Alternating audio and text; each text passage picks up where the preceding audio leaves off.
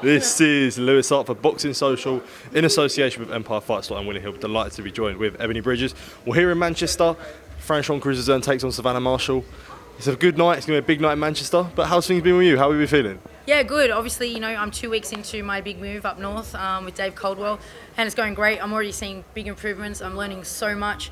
I just feel like I fit right into the gym, and it's where I'm meant to be, and I'm really, really excited to get out for my next fight, and because I can already feel the improvements that I'm making, the new stuff that I'm learning. Very motivated. So yeah, just waiting for that fight date. What sort of sparked the move to move up north, to move with Dave Coldwell, obviously with Tibbs before, from moving up north from down south? What was sort of the whole reason that you wanted to move here? Was it sort of just wanting to change an environment?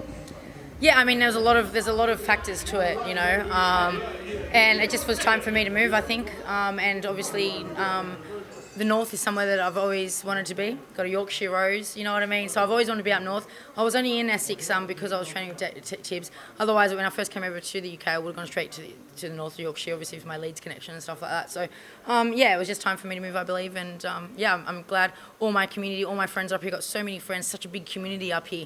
Down south, it was kind of just a couple of people, but up here I've got a lot of people that are like family. So it's good to be up here.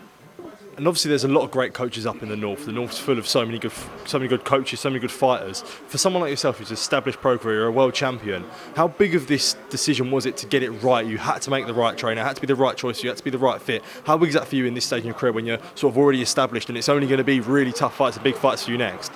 Yeah, obviously it's really important. I asked quite a few people, when I was doing the move, people that I trust in boxing, and I asked them who they recommended, and they recommended a few trainers.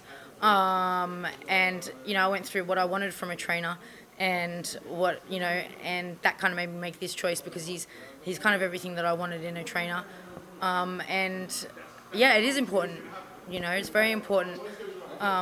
But in the end, I'm the one that's in there in the ring, and I'm always going to work hard no matter what trainer I have. But obviously, having a trainer, it helps having a good trainer.